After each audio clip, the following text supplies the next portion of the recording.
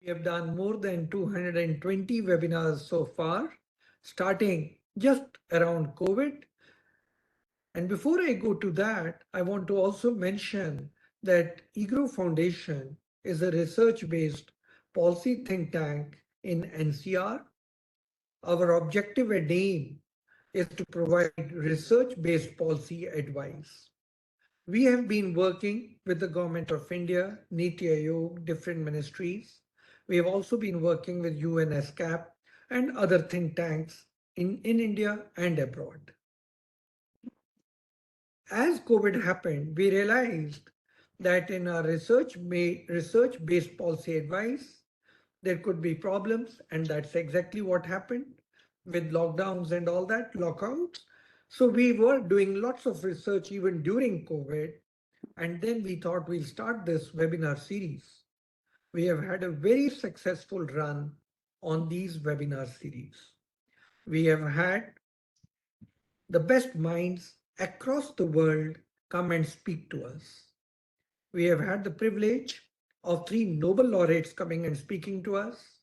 We were successful in bringing a blend of international speakers and national speakers on contemporary issues, not only those pertaining to India, but even globally. We were very fortunate that during this period, we have had the privilege of hosting under G20 10 webinars on the new international economic order. Again, under the theme of G20 on women empowerment, we could do 6 out of 10 because we ran out of time slots. And on climate change, again the same thing. We were able to do 6 out of 10 because we ran out of time slots. We are again privileged that the focus of our discussion in the webinars has been areas pertaining to economics, areas pertaining to geopolitics, and because we've been working on defense, geopolitics, and economics, we have had the privilege of having the best policymakers in our country join us, chair our sessions, or come and join our panel. In that sense, we have been also very privileged with the blessings of many, many ambassadors from Indian Foreign Service join us, many army accomplished generals and other officials join us and share their knowledge and wisdom with us when it came to geopolitics. Today, we are again very privileged. While we are celebrating the Kargil Vijay Diwas, we have organized this special session today with our friends from the Indian Foreign Service, from the academia, and most importantly, from the army. Let me introduce you to the speakers for the day.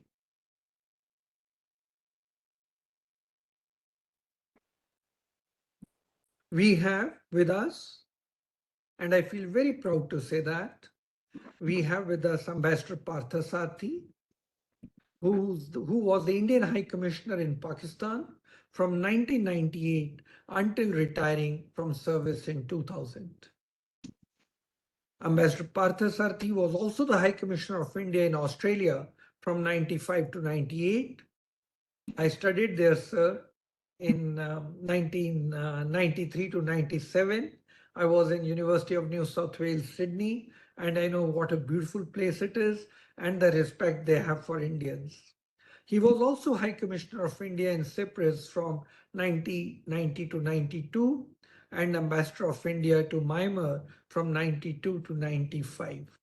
One of our board members, one of the 5 board members, he has his PhD from on Myanmar. Unfortunately, he is not joined today because he was busy elsewhere. Ambassador Parthasarathy has served as the information advisor in the PMO and with the Prime Minister Rajiv Gandhi. He was associated with issues pertaining to analysis of development financing and performance of public sector enterprises and economic ministries while working in the PMO. Ambassador Parthasarathy was closely involved in financial planning related to specific projects both in the MEA and Indian diplomatic missions abroad. He is also an honorary visiting professor in the Center for Policy Research in New Delhi, a member of the Executive Council of the Center for Air Power Studies, New Delhi, and also a member of the editorial board of the Indian Defense Journal. He holds a bachelor's degree in electrical engineering from the College of Engineering, Gundi, Madras. Ambassador has been an army veteran and participated in the 1965 Indo-Pak War. I was very pleasantly surprised when I spoke to the ambassador and I realized that he was in the Indian EME, a corps where my father was there. And he had been to Baroda, where my father was instrumental in the building of the temple there. So I was very, very pleasantly surprised and so happy that he's joined us today. The other speakers for the day, starting with Colonel Salwan, he's a veteran of the Indian Army, has served for 35 years from 1975 to 2010. He participated in various operations, including Operations Pawan. We also have with us Lieutenant General Vinod Bhatia. He is superannuated after 40 years of service as the Director General Military Operations, one of the key appointments responsible for the operational effectiveness and operational readiness of the Army. Commissioned in 6 Para Special Forces, his leadership assignments include the command of 6 Para Special Forces, a mountain brigade in Northeast, a division along the LOC, and a corps along LOC with China. He has participated in almost all operations post 1971, including Operation Cactus Maldives and Operation All Clear in Bhutan. In 1999, July, as Director Para at Army Headquarters, he was tasked to obtain a first-hand feedback to units in battle in Kargil, where he interacted with 28 infantry and RT units and various headquarters. He writes and speaks at various forums in India and abroad. He is a former director of Center for Joint Welfare Studies. As Colonel of the Parachute Regiment, he was responsible for the growth and enhancing effectiveness of India's special forces. I must also mention Colonel Salwan was also in the Kargil area just before the operations took place. And he was there till October 1998. And that was one of the key reasons we requested Colonel Salwan to be with us today. Our next speaker is going to be Lieutenant General Rajeshwar ji. He has been very kind and associated with EGROW for quite a few years now. We've done lots of studies together, and I feel very happy that he was able to join today also. He was commissioned into the regiment of artillery in December 1980, a gunner and aviator. He is an alumnus of the Defense Services Staff College, Army War College, and NDA, and National Defense College in New Delhi and Philippines. He has actively taken part in Operation Meghdoot and Operation Rakshak. He commanded a medium regiment in Operation Parakram, an infantry brigade on the line of control, a counter-insurgency force in Jammu and Kashmir, and a corps in the desert sector. He also served on key staff assignments and UN peacekeeping missions in Mozambique and Rwanda. His apex responsibilities, both tri-service, included the Chief of Integrated Defense Staff to the Chairman Chiefs of Staff Committee and the Commander-in-Chief of the Andaman and Nicobar Command, from where he retired in May 2020. I have been working as a professor, and I know as a professor the challenges one faces in working on these issues.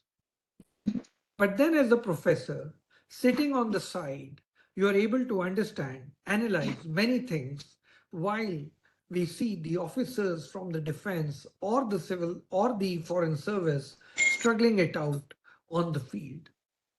To have an overall picture, we have invited Professor Shishir Shrotriya. He is the head of Center for Maritime Economy and Connectivity at RIS. at the Research and Information System for Developing Countries, a New Delhi-based autonomous policy research institute that specializes in issues related to international economic development, trade, investment, and technology. Dr. Shishir is an alumnus of the Indian Institute of Technology, IIT Delhi. He has done MTech and PhD from IIT Delhi, and he specializes in maritime technology, strategy, and management, and has steered India's various initiatives in naval shipbuilding and submarines. So, with this brief introduction of the illustrious list of speakers, I'm going to go ahead and request Ambassador Parthasarathy if he kindly can chair the session, and then we go in the sequence in which we have prepared the flyer. We'll have Colonel Salwan, and then we will have General Bhatia, and then we will have General Rajeshwar, and then we'll have the professor. Most importantly, before Parthasarathy sir chairs, I would like to have his own thoughts on the whole operation because he was the ambassador at that point of time. Sir, over to you. Thank you. And it's nice to have joined with colleagues, senior officials from the army and elsewhere. Pakistanis were nothing new to me. Before I joined the Foreign Service in 1965, I crossed the border into the other side, beyond, just between Pathankot and Jammu, near Samba, and had a pretty good look at them on the field. That was quite an experience. And at that point in time, I had never dreamt I'd be inside Pakistan, not with the army, but as the Indian High Commissioner. Few words on Pakistan. That the people are good, they're capable, hardworking, but they have a lousy setup of administration and of development. You can't, it is really a Punjabi run army and a Punjabi run state. And you have, therefore, less than the sort of zeal which one would expect in other states of Pakistan, notably in areas like even Karachi, which people who created Pakistan settled down for. My own experience there was to be my final posting. I had another 2.5 years to go. That's what happened. The thing is that I found that yes, there was a certain interest on our side, but also there was a measure of not quite assessing Pakistani intentions. In fact, when I went in, Mr. Vajpayee was scheduled for a visit. There was the hullabaloo and much expectations. Somehow or the other, having dealt just for 2 months with the Sharif family, I must have confessed that I did not share that enthusiasm for the rulers. And we had a visit by Mr. Vajpayee, all full of ceremony. And please believe me, there's one thing with Pakistanis. They can be very hospitable and lay out the red carpet for anyone. They have the old tehzeeb and can also be quite charming. So relations, therefore, with Pakistan, we have to bear in mind, not forget, you're dealing with people who've been part of the same setup that they had for a number of years. my own experience there was that, contrary to outside belief at that point in time, politically, there was severe resentment at Punjabi domination of society, of the economics, of politics, of everything, which is, I guess, in a way possible because the Punjabis were the largest grouping in Pakistan. But strangely, they felt they were a martial race. And therefore, I think in a way they went wrong in Kargil. I must also acknowledge that as a High Commissioner, I had a very good military advisor. Most important, I had a wonderful relations with General Ved Malik, who was a really good soldier. And when I came back we started getting information about intrusions into this sector. There was a bit of disappointment in Delhi because the Vajpayee visit had given them the impression that everything is going to be hunky-dory. And in fact, at the time that Mr. Vajpayee there, the Pakistani light infantry was climbing into the Himalayan heights to take over Kargil. Also, the army chief was a Mahajir, refugee from India, a Delhi boy, Sharaf, and he did not really belong to the Punjabi elite that constitutes the Pakistani army. But he was pretty hard-nosed about India, and I think he went wrong, dreadfully wrong, in his analysis about how India would react and what the Indian army would do. There was this gross sense of belief, martial races and so on. And by the time I was settling down, I had, unlike others, I was not misled by the hospitality and warmth of Nawaz Sharif. There was something wrong with him, but in fact, I was had differences with Delhi on this issue. But his brother Shehbaz was more genuine. And as time passed by and during the course of Kargil, we learned that he was totally put in the picture about what the army was planning to do. And he even went to an army briefing and in the ops room when he was told about Kargil. Apparently asked, he said, because he comes from originally hailed from Kashmir.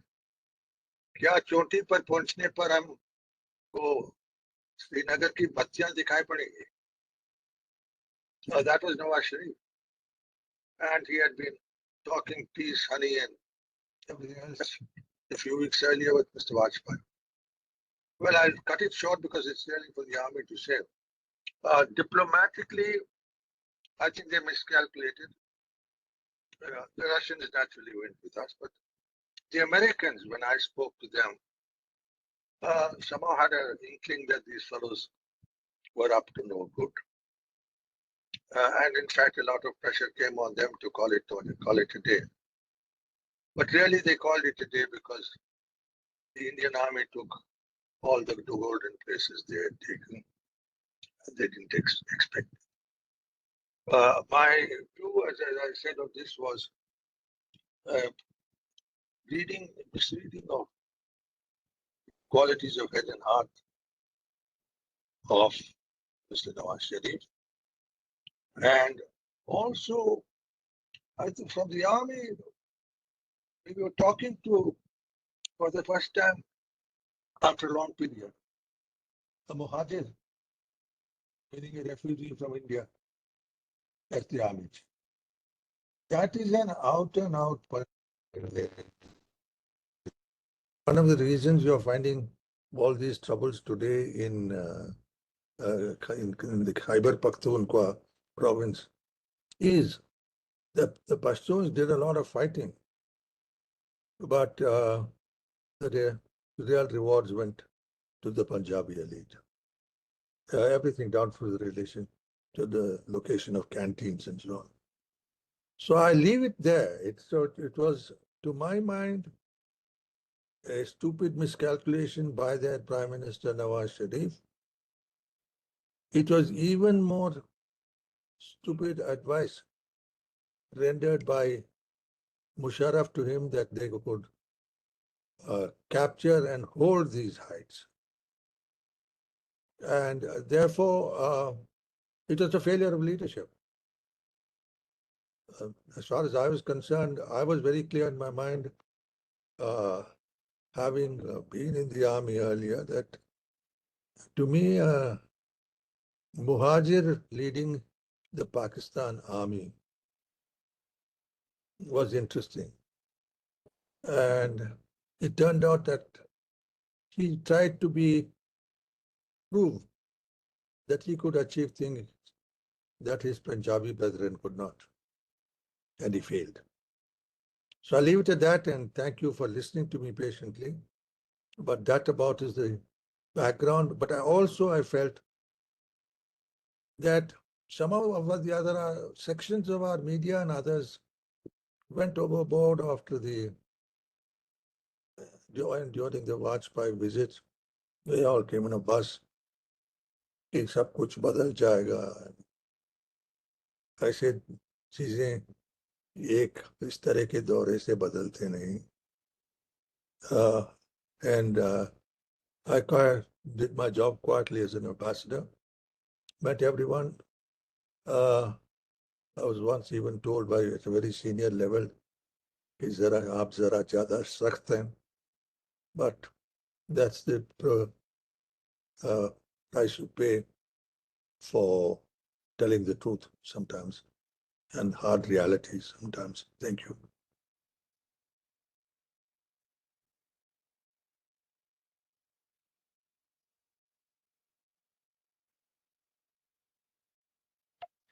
Should we move on to Colonel Salwan? Please, the floor is yours. I had to say, well, if anybody has any queries, I'd be very happy to answer it whenever.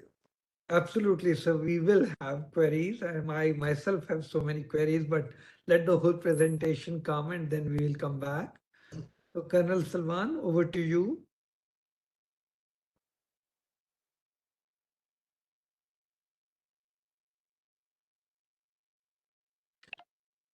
Colonel Salwan, you'll have to unmute yourself.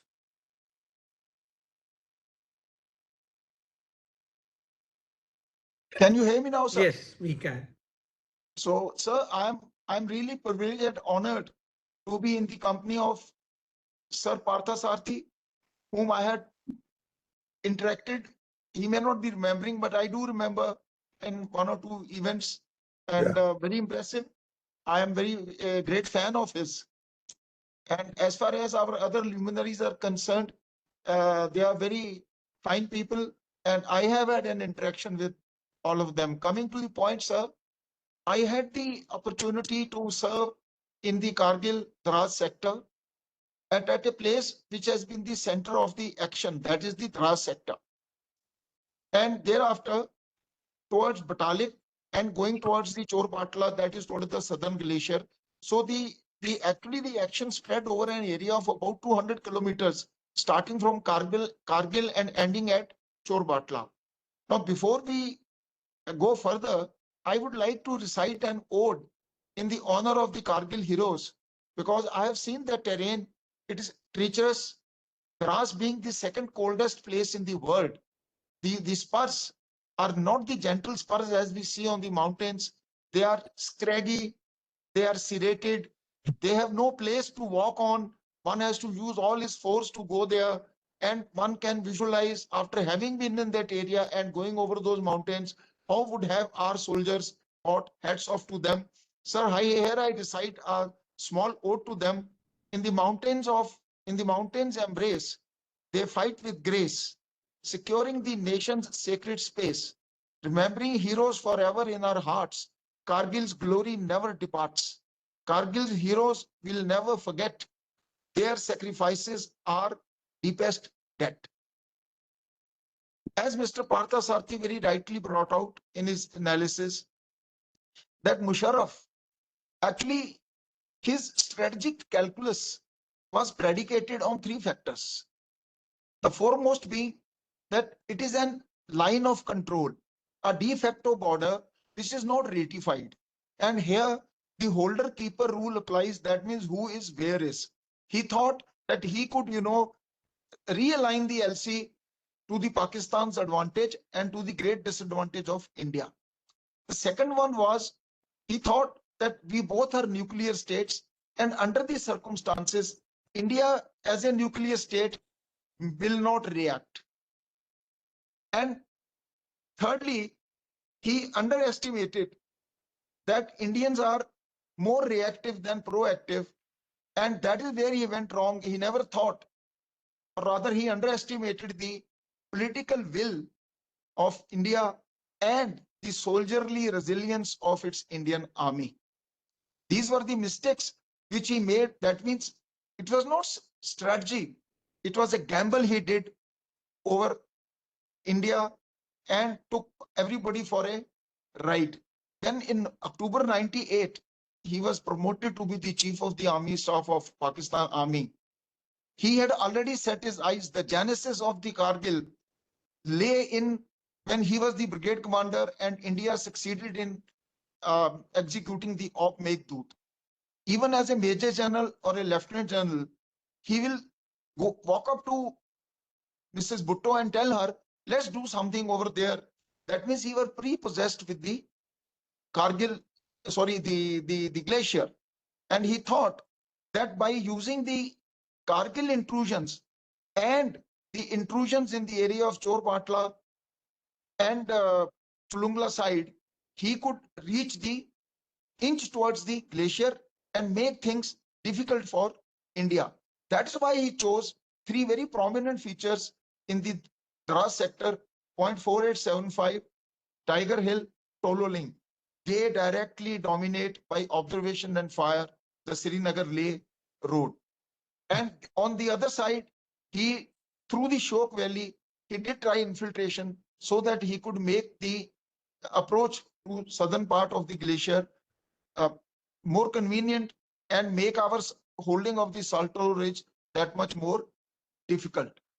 Now that was as far as this gamble is concerned. When we get on to the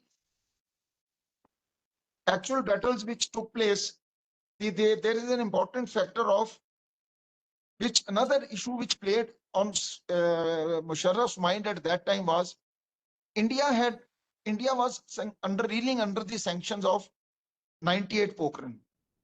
Americans or the West were not very kind to the India as such, and that is where he thought that he being the blue-eyed boy of the Americans, the Pakis were the state which enjoyed the patronage of US, that he will be able to push his way through and succeed. And that is again where he went wrong, because on 4th of July, in the Blair House at United States, Mr. Clinton told Nawaz Sharif that please pull your troops back from Kargil. That is the kind of thing, because when they saw the whole design, that it was diabolical, the stance of the US and the West changed. And at that point of time, it will not be fair not to mention that it was the Israel who helped India by giving them laser guided bombs and the mortar ammunition at that point of time. Then coming down to the intrusions, when we look at the chronology of the intrusions, on 3rd of May, the intrusions were detected. Though there were rumblings prior to that, even when I was there in the month of October 98, there was something, but when we carried out the extensive, I was in the Mashko Valley. Mashko Valley is a very strategic valley, which is a link between Gurez and Dras. So we went up from that side and saw there were not much visible signs or anything of the nature. However, the int failure was there subsequently because it's a national effort. Intelligence is related to the two aspects. One is at the macro level and one is at the ground level.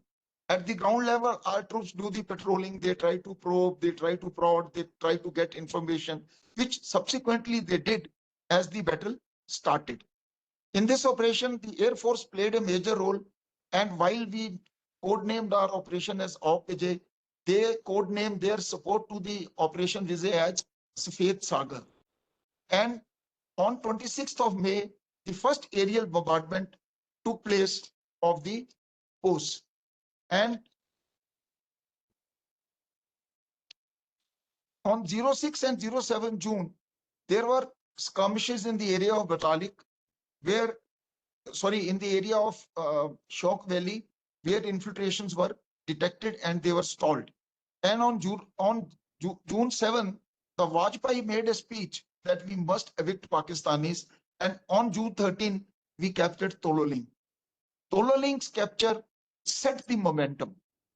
Here, the cutting edge of the Indian Army proved to the world that they can achieve success in the most daunted manner, the way the terrain and the weather presented itself.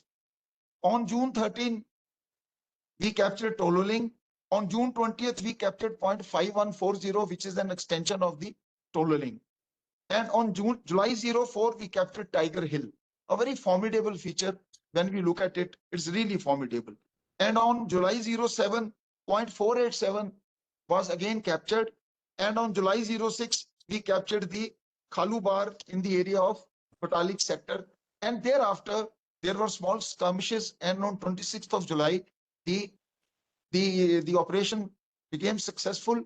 And that means the cutting edge means the young officers and the young soldiers, they fought valiantly and won the day for India. In this whole operation, the 300 odd medals were, gallantry awards were given. 4 were PVCs, 2 were posthumous, and 2 were live. And it is worth mentioning that all these people who got the PVCs, they did hand-to-hand fighting, and it was small team concepts, which people fought 4 to 5 people going on top, and thereafter dislodging the Pakistanis who were already entrenched in through the defenses. In the Pakistan analysis, their officers said that as far as we were concerned, it was the saga of denial and mystery. It is quite amusing as to how could Musharraf deny owning their own men who fought on these icy heights of Kargil, Dras, and Patalik. They did not take back their dead bodies. Most of their dead bodies were buried. It is only in few cases where they requested for the bodies. The bodies were exhumed. At one place, an officer whose grandfather approached our ambassador in England, he approached General Malik, and after 1 month of the operation, the dead body of his son, his grandson, and others were exhumed and sent across. In this way, our heroes of Kargil, they were conferred 300 decorations. 4 were PVCs, 10 were MVCs, 72 were VRCs, and 189 were the Sena medals. And on the Air Force side, 24 Vayu Sena medals were given to the Air Force warriors who very effectively supported the operations as far as we all, that is the time we were going. Now, in this whole saga, we all have read and we all have known. I have only 2-3 very good quotes which have been given by the brave hearts, who gave their lives out there. Captain Vikram Batra, he immortalized the Pepsi ad of Dil Mange More. Ye Dil Mange More is the one which he actually has immortalized. And then Manoj Pandey, Lieutenant Manoj Pandey, who captured the Khalubar, he said, some goals are so worthy, it is glorious even to fall. And one young Captain Harifuddin, who fought in the Shyok Valley, and he checked the Pakistani infiltrations, he wrote, he says, एक पल में है सच सारी जिंदगी का, इस पल में जो है यारो, यही पल है जिसने देखा. See the kind of the kind of elan, the pride, the valor, the kind of go-getting which they all displayed is something worth emulating whenever anyone gets a chance. Of course, I may not get a chance, but I will still volunteer to go and fight it out.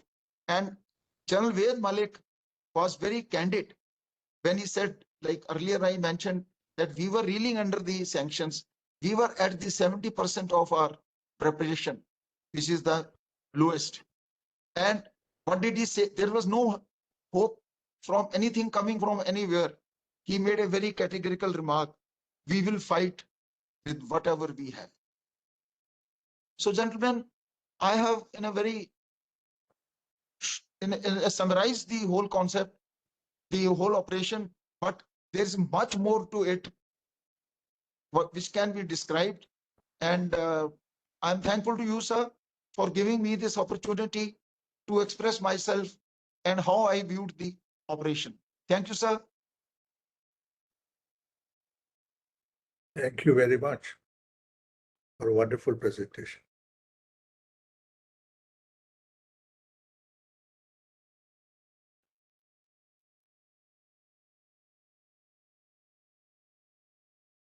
Should we move on to General Bhatia then?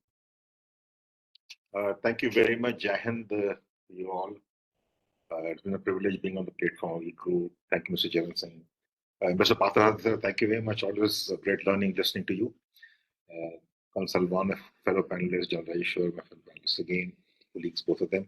I wonder how Salwan, sitting in Delhi and I'm in Palampur, got hold of my script. So a lot of what I wanted to say has already been said. So let me start by paying homage to the 527 soldiers who made the supreme sacrifice and the 1363 who were injured in the Kargil war. We are indebted to them. We're grateful to them and their families. Their sacrifice has always been with us. They made the supreme sacrifice. Having again served in Dras sector and Bajpur sector, where Salwan spoke about, I was there also 2 years and was fortunate enough to walk most of the line of control from Kabul Gully to Chor Batla, most of it. So one does get carried away with the terrain. I think it was a mission impossible to dislodge not only the Pakistanis but any army from the heights. It's a real mission impossible, because if you're sitting on top of an Tololing, which is a rocky area, or Tiger Hill, anyone who's climbs up 2 steps and goes down 1 step at the altitude. And any respectable enemy sitting on top would just, even if throw stones, that doesn't fire bullets. It's impossible to climb up because there are very few ridges, scraggy stones to climb up. You have to go actually on your force. So that is what I would like you to visualize. And I'll give an example on this. And thereafter, I'll cover a presentation which will be in roughly intelligence, operations, and a few lessons learned. As Ambassador Parthasarathy well, after the war, all the defense attaches in Delhi, not all of them, most of them were taken to the area of the battle area in Kargil and Dras area. And they were given a briefing on the Kargil war. And one of them from the Western Army, and he said, you must be crazy to attack these features. So he was asked, what would you do? And a simple answer, we would nuke them. That was the answer given, because it's absolutely unthinkable for any military man to actually attack these features, especially when you talk of Tololing and Tiger and Kaluban and 4875 and 5770. 5770 is about 20,000 plus, and that is what we are talking about. Much has been spoken. it's very easy to sit back after 25 years and be very critical of everything. It's good to be critical, but criticism should be constructive, should be objective, should be pragmatic, and should lead to a implementable way ahead. Unfortunately, when I read the media, when I read various perspectives, and perspectives change. The first casualty of any war is truth.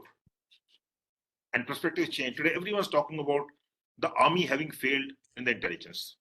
Let me reiterate what Colonel Salwan said, and I'm sure Ambassador Parthasarathy will agree with me, and most of everyone out here will agree with me. Intelligence in three parts. One is the tactical intelligence, second is operational intelligence, and third is strategic intelligence. And this is seen in the backdrop of the relationship with our adversaries. As Mr. Parthasarathy rightly said, on 19th of February, we had the Lahore bus. On 21st of February, Lahore Declaration signed. And well, this was all going on. Everyone thought that, yes, we are moving to an era of peace, which is required, actually, which is much required. However, the Kargil plan, KP as they called it, as far as my reading goes, was prepared sometime when Ziaul was the president, after he was the chief. And after 98, when we went nuclear, and Pakistan went nuclear, I think we went nuclear in May, I think 13th May, and they went nuclear on 26, 27 May. That's the time they realized that this could be feasible, because one, we were under sanctions, and second, they were nuclear, and under the nuclear rhetoric, what they were doing, leading their 1,000 cuts, they would go ahead and put this plan into action. And for Musharraf, who is a Muhajir, and he had a point to prove to the Punjabi-dominated army, it was a win-win situation for him. One, he realized that happen what may, the Indians will not be able to dislodge. And as a military man, I think he was right. Dislodge any intrusions on the ridges, starting from Mashko, which is 4875, up the Safed, Kilkirdi, Nala, Dras, Kaksar, Kargil, and Batale.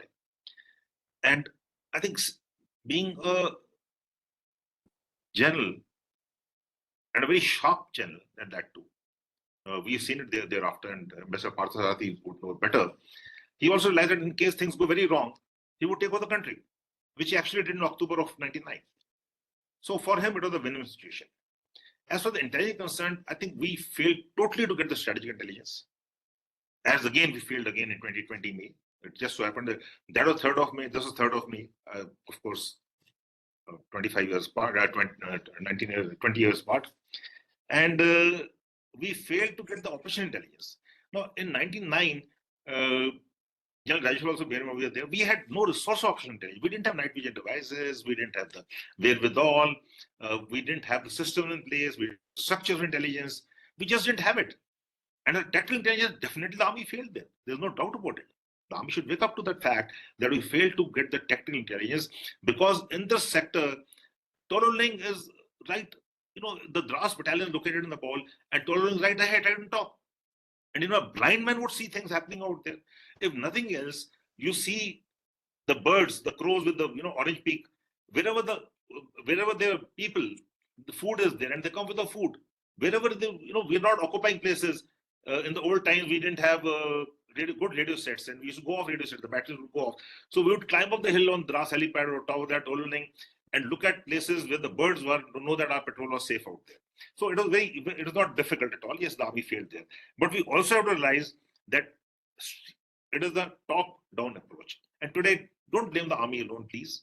Let us look at the way ahead, and let us learn from Kargil, let us learn from Gulf and the LAC conditions, and have better intelligence setup where we have integrated and where we share intelligence. Unfortunately, intelligence officers, whether army or civil, don't want to share the correct intelligence power. If you look at it, what did they do? I think they must have started sometime in February, which is hats off to the Pakistani. It's not easy in those heights to come in the winters, and February the snows are there definitely.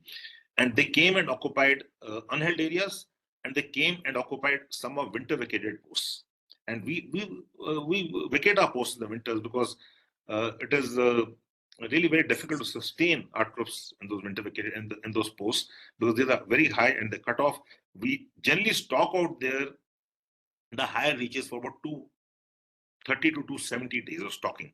That means there were 230 days to 270 days is the stocking done previous to that, and the stocking takes a lot of time doing it, and we have to sustain without medical cover because after operation is also not really possible.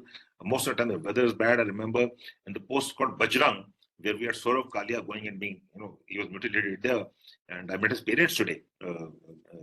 I'm in Palampur, so his parents belong to Palampur. I met them for the Kargil Diwas. In Bajrang Post, we lost the post, half of it, on 28th of January 1992. We were the first ones to build that. We constructed the post. I was one of the company commanders, the first ones. And on 4th of February, the weather opened and we could retrieve 8 of the Jawans. The GSOA went down. His mortal remains were retrieved in September of 92. So that was the time taken. I'm just giving a picture of how things can be. And given these things, and look at the Pakistanis, they came and they occupied, and most of them knew that they didn't have the support. It was NLI pushed in, and NLI supported by artillery, supported with the SSG. That is how they came in, right from the Mashko range. And fortunately, they did not cross the Mashko Nala and come to the Pandras range. Had they come to the Pandras ridge, they would have been dominating the National Highway 1 Alpha, which is the Zozilla, Dras, Kargil road, going on to Leh by direct firing weapons. So that is one thing which they did not do. Possibly they could not sustain it, and they occupied the sites. So much for intelligence. I think we did go wrong. But once we came to know the intrusions, and I must admit, before I go on to think that army is all praise to the army, let me say the operations were possible because 2 more factors. And that is the local population. They supported us, they carried our loads, they gave us the ponies, they gave us their own, the manpower, they were porters, and they would happily carry the loads under fire also. So that is something we have to respect the people of Kargil who were there, the people of Kaksar, people of Batalik. The first information of the intrusion given by a shepherd from Batalik, right? So these are the people who supported us. Without their support, I don't think the army could have done what it did.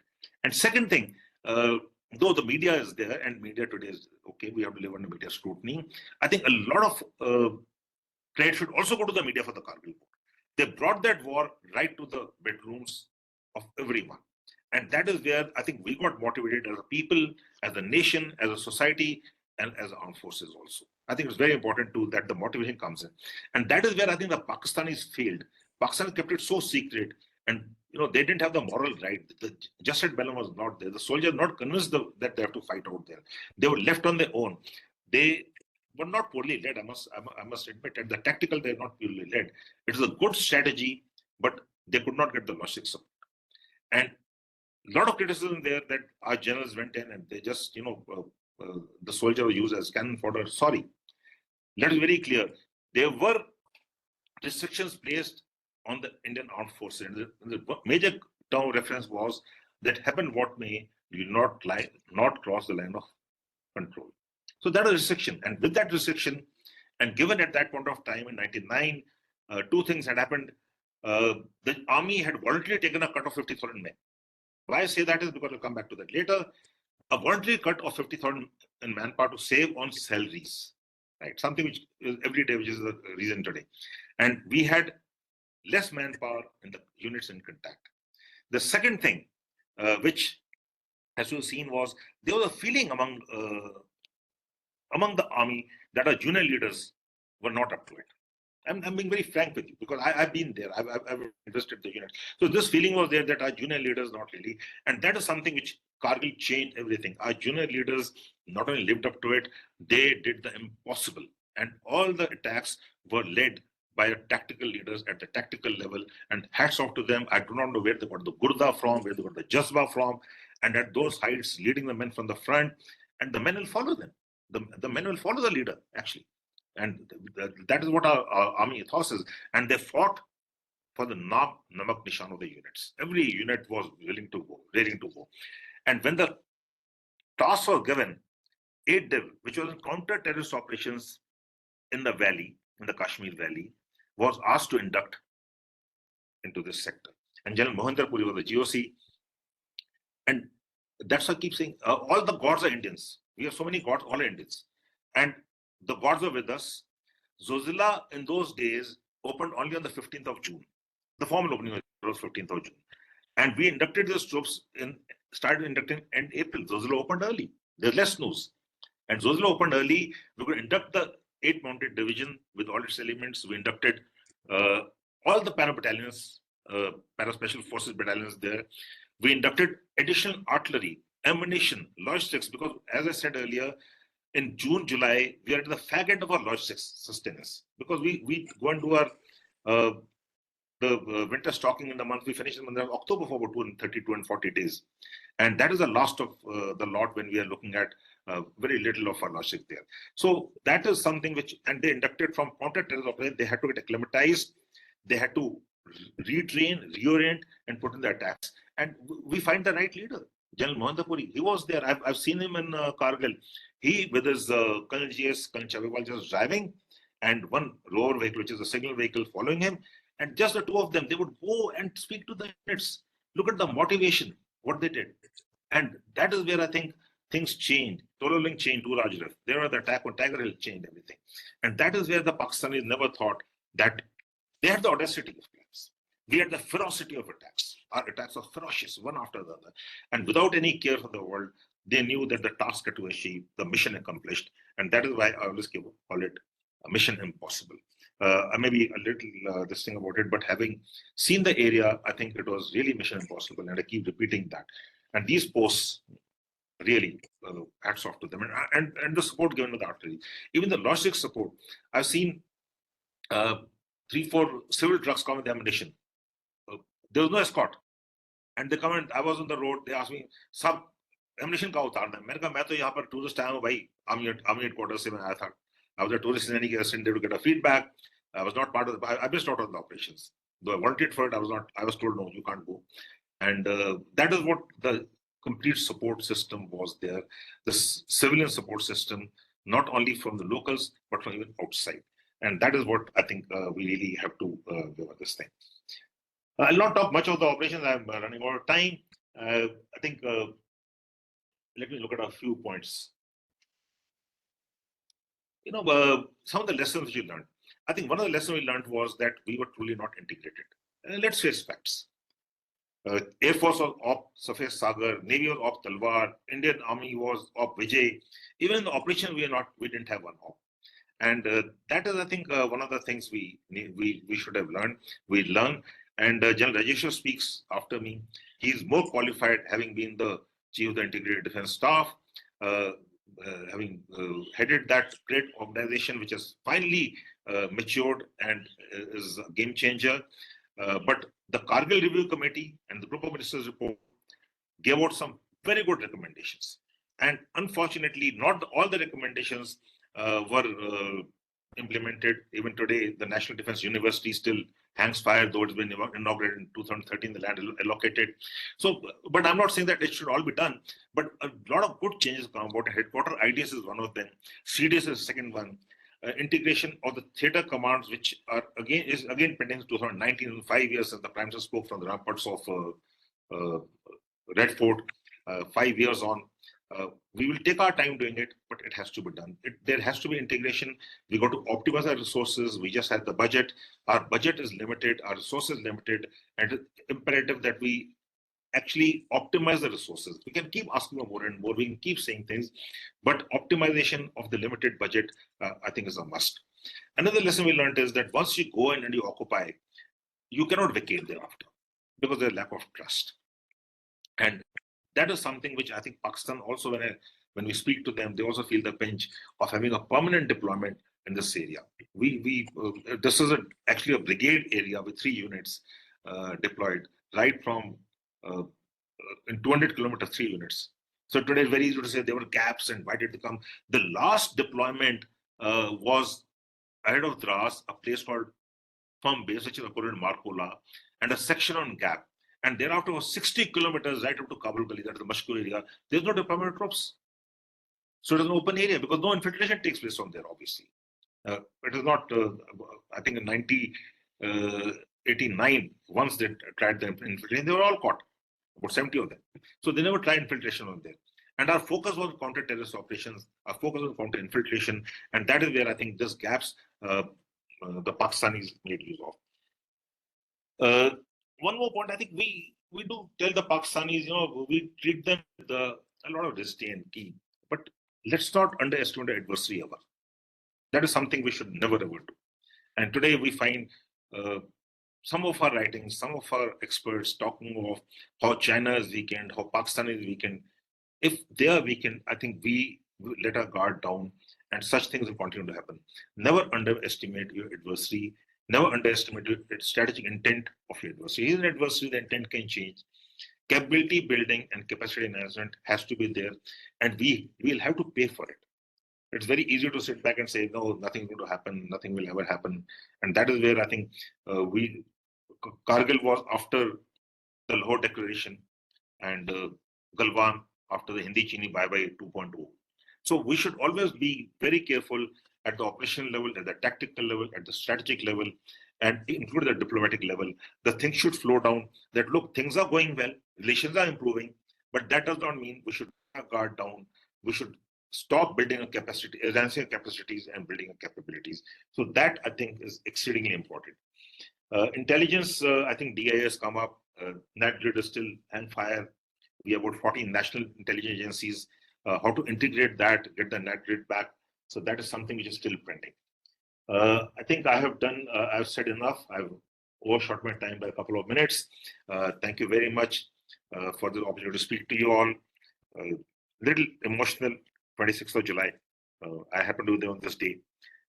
Having seen them and interacted with them, interacted with the officers, hats off to them for the Jaspa, hats off to them for the Gurda, and that is what it is. Thank you very much, and Jai Hind. Thank you, General. I think we've got pretty far insofar as what the situation was on the ground. But I can tell you, the situation, looking at the situation on the ground, it was also pretty complex. But I think we'll move on. I would suggest we keep our briefs to about 20 minutes so that everybody can get a good opportunity to speak. And we can have some questions and answers thereafter. I don't know who's to be next. You could let me know. General Rajeshwar is next. Right, Mr. Rajeshwar?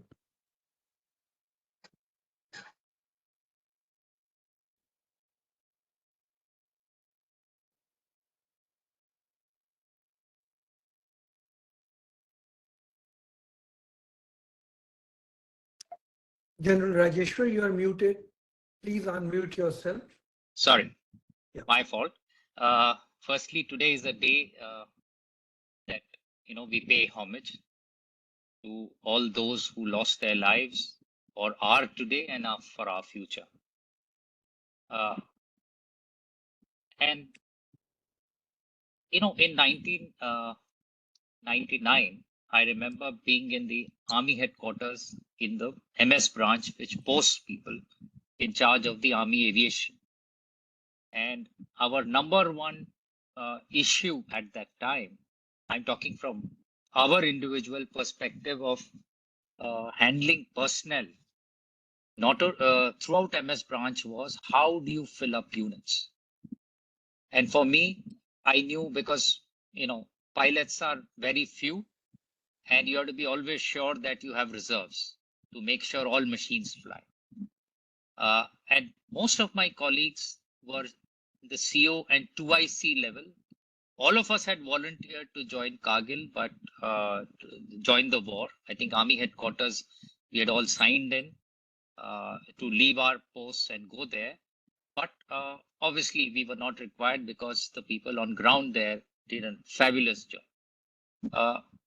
Now, second thing is, I'll take it back because in 1987, I was in the Glacier, also again in aviation.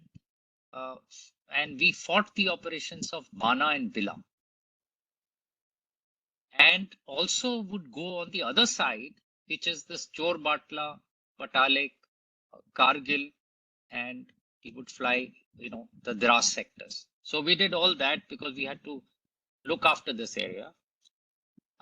As you would know, at that time, there was only 121 infantry brigade and no one else. It was an independent brigade, sometimes under 28 div and sometimes, I think in our times 28, but it came back to 3 div. Right. What I'm saying is, obviously, after having read out, because our understanding of the war has evolved, a lot of situation has evolved, but maybe our response, like what General Bhatia said, should be more refined. So I look at some lessons. I look at the reforms that we put in place and the future. The 50-day Kargil war or Op Vijay was imposed on us by Pakistani intrusion.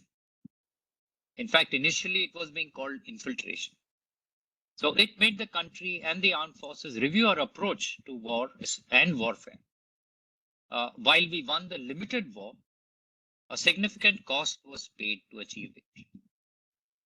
Our troops' indomitable fighting spirit, grit, determination and resolve has enabled this success. And this is hats off to the, all the young officers and junior leaders.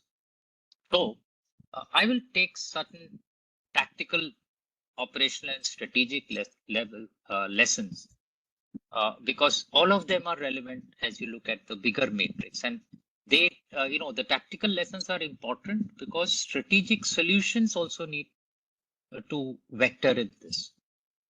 Firstly, we found in the mountains that our classical 1:9 approach in high altitude for an attacker against a defender was not enough, especially as the climbs were very much and there was a lot of snow. So we went in for 1:15 to 1:20. That is why you saw an initially slow war. And then as we came closer, we could speed up. Operational planning, reconnaissance, and preparation. These three are a sine qua non. Wherever one falls short, there is no answer. You will have, success eludes you. One great thing that the, gunners did, and I'm from the gunners, and I just had recently met General Latvinder also, who was the commander there of artillery, was the innovative employment of artillery. And it was a game changer, putting Bofors in direct firing, using grad rockets, and doing a combination of high angle, low angle to support field guns, which otherwise are the only things in mountains. So that helped maximize combat power. Another thing is surveillance. It is not just important, it is paramount to our security. So physical patrolling, and I know the challenges that go, it's not easy because moving from post to post under heavy snow conditions, like General Bhatia has already brought out, we have these concepts of, winter vacated posts, which are vacated, winter cutoff posts, which are stocked, but not vacated. And then, of course, there is some thinning down so that your logistics in some posts, we thin down those posts. Okay, that and this winter air surveillance sorties, which have, as an aeroplane pilot, I know is easier said than done. It's not very easy to really pick up everything, but you make an effort. And now, of course, in this era, satellite monitoring, as long as you have closer resolution or fine resolution. So they are all essential. There is no substitute for tactical intelligence. And therefore, in today's era, we've seen the Ukraine war, in mountains, the infantry and the artillery will have to be enabled. And my point is with drones, tactical drones, which help them, because physically movement will be very, very tough, which was the norm in 1999. Intermediate commanders will always have to withstand pressure from higher headquarters. And for, even at the very top, a commander becomes an intermediate commander. So nobody can just dictate everything. They have to, so that the time frame is a pragmatic time frame for achieving objectives, Otherwise, you pay a very heavy price. So it is your own, experience, combat experience, your conscience, your moving around with the troops that tells you, okay, I will take this stand or I will not take this stand, and I will, do what I need to do. Okay. The span of command and control always is an issue. And in war, I think the higher commanders always need to look at this. So, for example, like I think Colonel Salwan also brought out, the span in the Batalic sector was so wide, going up each valley to fight and evict the intruders, and to win, it would need much more effort, many more headquarters, but only 70 infantry brigade was there, so they had too much on their hands. If you see later, immediately after the war, we created headquarter 14 Corps, and we also created, or rather, fixed 8 infantry division at Kargil.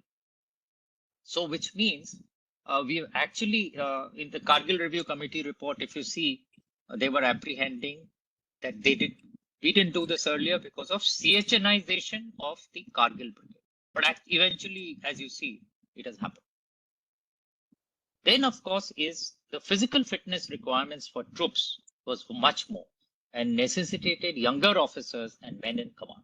And that happened because we reviewed the ages of the commanding officer. They were brought down. Of course, we succeeded, but what I'm saying is this has already happened.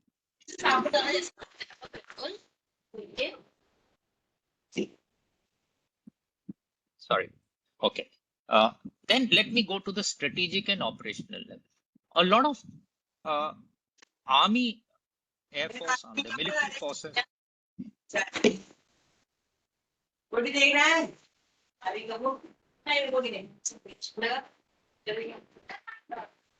Requesting everybody to please mute your mics. Please mute your mics. Hello, Vivi. Thank you. Yeah, thank you. I've got that. So what I'm looking at, I'm fusing the strategic and operational level, lessons. Strategic intelligence, I agree with General Bhatia totally, and it's my view that it was lacking. We failed because this is such a big build-up across the line of control. We failed to pick it up, to detect it, and we had to fix this. And again, like he said, this repeat has happened in 2020, something which is avoidable. So strategic surprise, the Kargil Review Committee also says, we got surprised strategically. That which also includes intelligence assessment. So that is, I think, one of the big lessons that we need to do better in analysis. Okay. Initially, the Army and Air Force did not consider the threat collectively. So they had different solutions to the same problem. And therefore, our response lacked synergy. Of course, this aspect of line of control not to be crossed was a huge constraint. And this handicapped the application of both land forces and air power in any other sector, even within J&K. So unless you go across, you can't really turn the enemy, or you can't, have a riposte.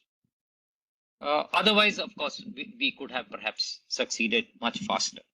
At the operational level, again, the Army's intelligence assessment failed, and an incremental approach, of applying forces came in the way. This I'm saying by hindsight, but perhaps that at that time we didn't see this very clearly. I will like to, point out two other things. One is the public information through our media was fundamental to mobilizing national effort and spirit. This unloading of ammunition is what, came to fore. I remember all truck drivers, driving their CHTs and going to places, just because they were so aware of carrying ammunition. They were so aware of what the war entailed. Logistic build-up initially took some time, but it helped maintain the operational tempo afterwards, which was the failing of the Pakistani side. Okay, let me read out para 13.38 of the Kargil Review Committee report, which says, and that's why you must keep in mind before I go to the reforms, the Kargil intrusion was essentially a limited Pakistani military exercise designed to internationalize the Kashmir issue, which was tending to recede from the radar screen of the international community. So this is what they, said at that time, right? Now let's look at the reforms. After the, Kargil Review Committee, 1999, Group of Ministers report of 2000, which finished in February 2001, several security reforms were advocated. Some have been implemented, some are still pending. Okay. One is, of course, the CDS in 2019 has come. He's rendered single point advice to the government and established far greater jointness and integration than was existing earlier. The Department of Military Affairs has given us secretarial powers so that we have, allocation of business rules and transaction of business rules with the military. Okay, so it has helped manage the armed forces more efficiently. Immediately after Kargil, we had 3 tri-service organizations. One was the headquarter IDS, and then was the Andaman Nicobar Command, and finally the Strategic Forces. Right. The overall of the INT setup has taken place to a large extent. The military has got the DIA, or Defense Intelligence Agency, within the IDS. The NTRO was also created in 2004. At the state levels, we had the multi-advisory, multi-agency committees and the state multi-agency committee. These were there for counter-terrorism coordination and later information sharing. But of course, there's much left to be decided even now. Okay. Grand strategy. When you look at that, India has continued to choose a policy of marginalizing Pakistan on the Kashmir issue. Internally, we have already, as you're aware, in 2019, restructured J&K into a union territory. Overall, my sense is, at least in our lifetimes, maybe more, we are not likely to trust Pakistan. And therefore, we'll need to keep up our deterrence. We can't denude that and keep our guard. Pakistan, on the other hand, has continued its proxy war. You see, from time to time, there are ebbs and flows, but, again, it rears. It raises the bogey of nuclear war whenever possible to draw attention to Kashmir. It believes in, at the tactical level, employing tactical nuclear weapons and is hence open to nuclear war fighting. So this is a thing that needs to be noted. It now poses the threat of colluding with China to weaken India. Okay.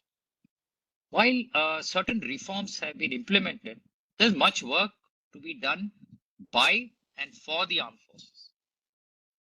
If I were to, give out my wish list, it would be that the military can make out its national defense strategy based on a crafted national security strategy. And I will give you the reference which emanates a little later. I believe strongly in that because it will help integrate the Ministry of Defense with other ministries, because war is a national effort, while warfare may well be limited to the armed forces, both in peace and in war. The establishment, the military needs to establish its integrated theater commands along with the requisite communication facilities. We need to review the joint warfighting doctrine in the military, reform joint training. Already General Bhatia has brought to fore the National Defense University, which needs to come in for professional military education. Then, of course, speed up joint logistics. We have made some smaller, achievements in that, but we need to go the whole distance. Then, of course, develop a common human resource management philosophy at the top echelons. But in the end, what I would say is, while we give due priority and urgency to these must be backed by the necessary budgetary support if we are to secure ourselves. Why do I say that? In para 9.24 of the Kargil Review Committee, it clearly says, and it emanates from its reading of the defense expenditure, which in 1988-89 was at 3.59% of the GDP and had come down in 99 to 2.28%. Today it is around 1.9%. So what did it say? It says it is obvious, however, that over the past years, actual defense expenditure has been below the amount required by the defense forces to perform efficiently the tasks allotted to them. This has affected the process of modernization and created unacceptable operational voids. So this is one part which I would, like this forum to keep in mind. The second point I would like to draw attention is para 6.8 of the Group of Ministers report, which says defense planning process is greatly handicapped by national security or the lack of the national security doctrine and commitment of funds beyond the financial year. This it says in para 6. So I think, economic, good should be backed by military muscle and vice versa. So this is complementary, and this with that I think I would have covered whatever lessons we have learned, how reforms are in place, and what we are looking for in the future. Thank you. Jai.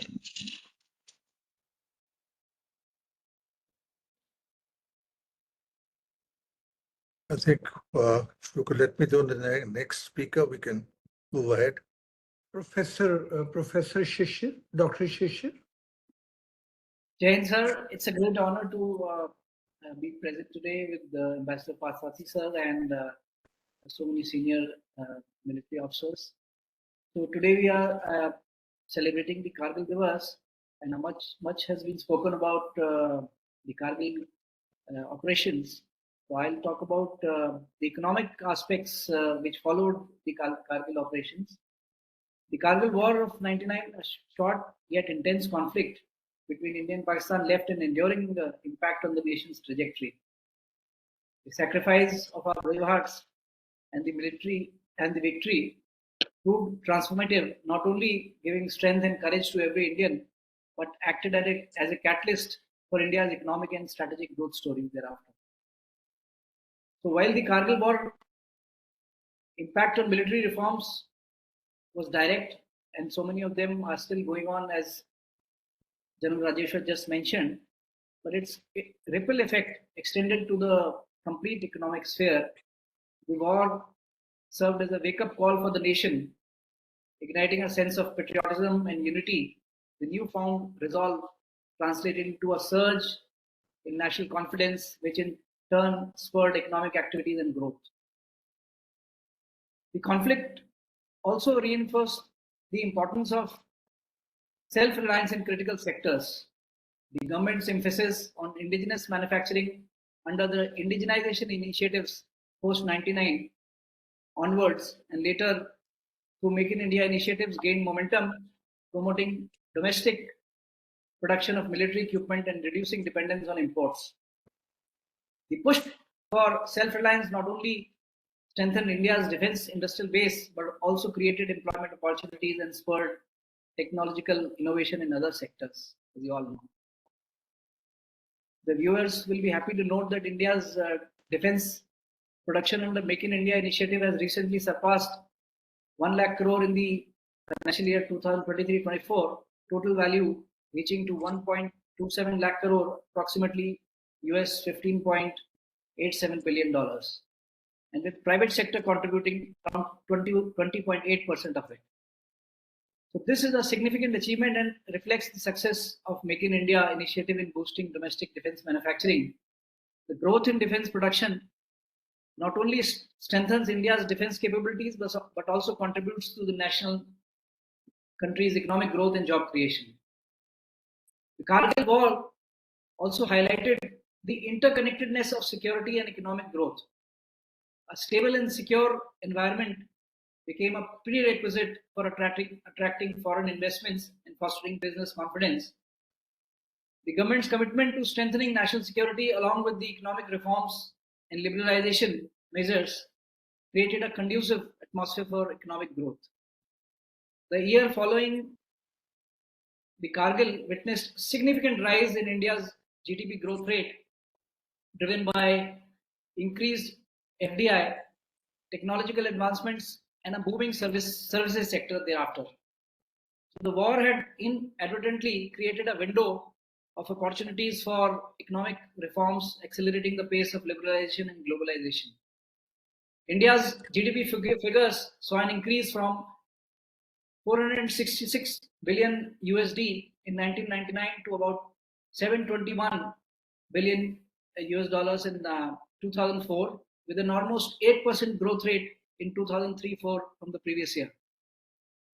You are all aware that we are now at a stage of 3.57 trillion USD GDP size and moving towards the 5 trillion economy within the next 3 years.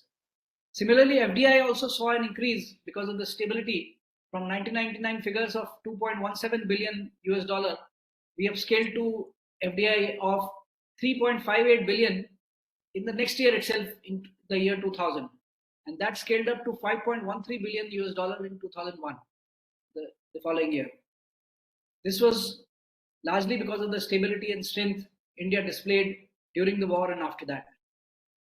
The war also heightened the urgency for accelerating the economic reforms and fiscal consolidation. So our seniors will remember the Fiscal Responsibility and Budget Management Act was introduced in the Parliament in the year 2000 after the war, and it was enacted in the year 2003 to institutionalize the fiscal discipline. Therefore, it was after the Kargil war which underscored the need for fiscal discipline, promoting the government to focus on reducing its budget deficits and public debt. So we'll not be wrong in saying that the Kargil victory forced the nation to confront its weaknesses, both in the military domain and the other domains, reevaluate its priorities, and embark on a path of transformation. The conflict's enduring legacy led to a stronger, more resilient India, both militarily and economically. Looking at the sectorial growth stories, we all should remember the growth of Indian IT sector and BPO industry thereafter, which experienced substantial growth post-Kargil period. That was partly due to the increased global recognition of India's capabilities in this sector and the stability. India also made significant strides in the field of technology, particularly in telecommunications and automotives. Agriculture and other sectors of economy continued to see the boost and further strengthen the country's economic potential and global standing. The Indian stock markets, after a initial dip due to the war-related uncertainties, rebounded very strongly, reflecting investor confidence in the country's economic prospects. The market Nifty index, which was at the base level around the war, almost doubled and was close to base level was around 1,000, and it was around 2,000 within the next 5 years of the war itself. You all know that Nifty is close to 25,000 mark right now, and the Indian markets are giving the best returns as compared to any other global market. Post-Kargil, the government also invested heavily in infrastructure projects, including roads, power supply availability, highways, ports, airport, etc., to improve connectivity and enhance economic activity across the country, especially in the border areas of Jammu and Kashmir and the Northeast, which is very, very significant and important. The war also inspired a generation of entrepreneurs and innovators who saw the opportunities in adversity, contributing to economic growth and development. The emergence of new age technology companies like Infosys, Wipro is well known to everyone, that grew rapidly year 2000 onwards. Overall, Kargil War, while a challenging period for India, ultimately proved to be a turning point in her economic and developmental journey. The war acted as a catalyst for accelerating economic reforms, boosting investor confidence, and strengthening national resolve for a sustained economic growth and development in the years that followed. Ladies and gentlemen, we have a long journey to take. Dr. Abdul Kalam saw the vision of developed India by 2020 at his speed of thought. Now we have a target of Viksit Bharat by 2047, for which we all have to contribute. We have reached here today because of the countless sacrifices of our freedom fighters, our brave hearts and soldiers who have given their life to keep the integrity and freedom of this country. On this Vijay Diwas, I wish to appeal to all my fellow countrymen through this EGROW forum that we remember their sacrifices not only today, but at each moment when we are feeling that something is going wrong, or why should I do this, or why should I spend my time, energy, resources in making things better for India? It's somebody else's job. During any such confusion in your minds, remember the supreme sacrifice our braves and yourself sacrifice a little bit of your comfort, a little bit of your ego in making their dream and your dream and every Indian's dream of Viksit Bharat come true. In times of crisis, I wish to appeal, always remember, no challenge which we encounter is bigger than the challenge our brave hearts faced during Kargil and the various other wars. And that has brought us here. So remember your fundamental rights first before remembering your fundamental duties. That's my appeal. Whenever you feel tired or slack of non-committal on this journey towards Viksit Bharat, Atmanirbhar Bharat, Samriddh Bharat, or a Vishwa Guru Bharat, and your own journey towards excellence, remember the sacrifices of our brave hearts.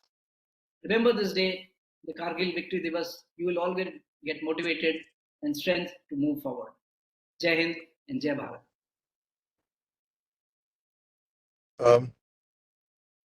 Can we go ahead with the next speaker? So we have done with the speakers. We may have Colonel Sharma. If he's there, he was in the Kargil war. I've requested him to come. Let me check if he has joined, because he was participating in the Kargil war. Colonel Sharma. Okay, I think he has not joined. So we can move on to the question answer session, sir. Can I ask a first question? Go right ahead. So, as ambassador, you have given us a view that you took, and as you said, वहां से क्या मुझे श्रीनगर की बच्चियां दिखेंगी, right? Now, for us, it was a major thing. But the way you mentioned, am I right in assessing that they were not serious and didn't understand the gravity of the situation, and that it was not so casual a thing for a country like ours? So that's one question for you, Ambassador. And then I had a question for General Bhatia. General Bhatia, the way you explained the whole thing, I was very happy to hear that there was local population who was supporting you. They were giving you the mules, they were giving you all type of support. The question is, when you went in, and that was a massive army operation, there must have been significant loss to the animals there, to the villages, to the local area.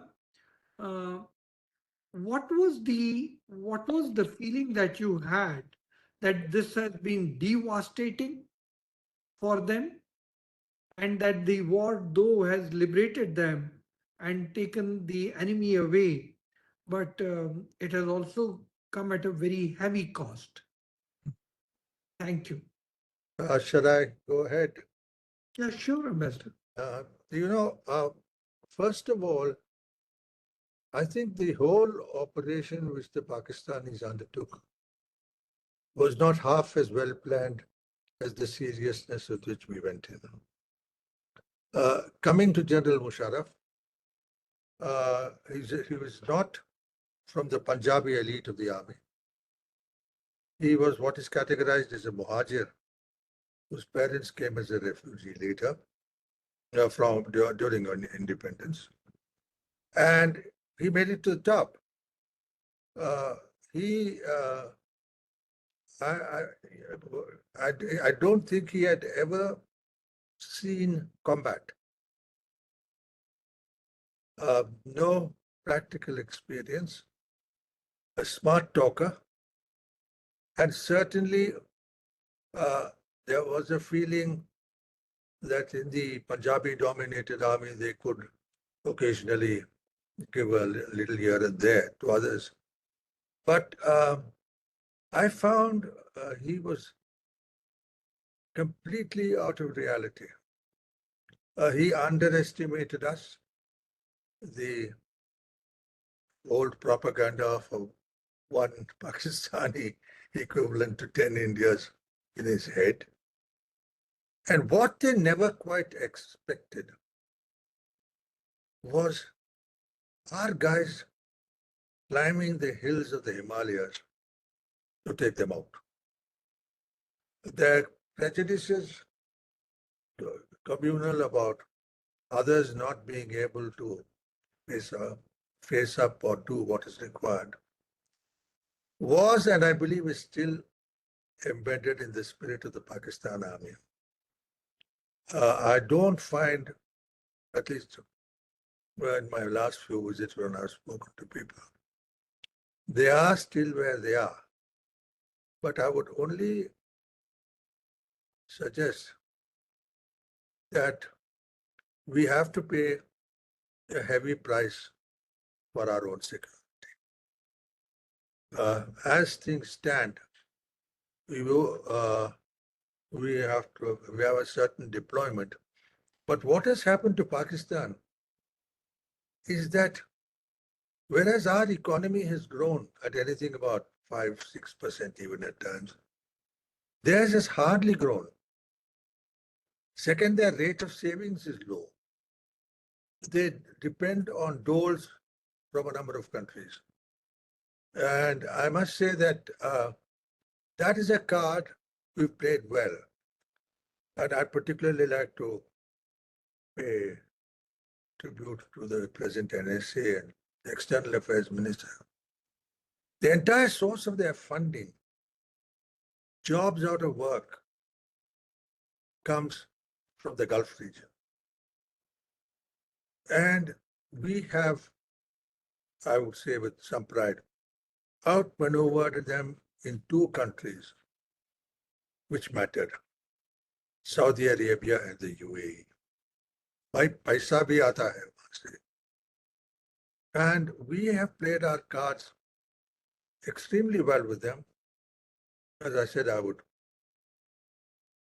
credit Ajit and the External Affairs Minister with this thing, because we are always busy with thinking of America and other countries. The most important countries for you are the Gulf neighbors. And I think the number of steps we've taken, one is strengthening the Navy, because the challenge there is not Pakistan, but China. And it has established itself in recent years. So in today's world, I think it's not just enough an army and land warfare. Yes, we have a special position with two adversaries with whom we have border disputes, both Pakistan and China. So you have to protect your land. The focus of attention will invariably be towards the army. But just remember that in a larger strategic perspective, it's not enough just to dominate your land borders.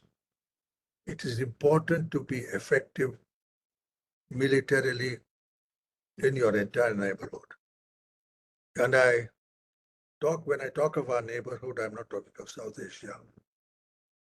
The entire region from the Straits of Malacca to our east to the straits in the Arab Gulf states. This is our real land of security.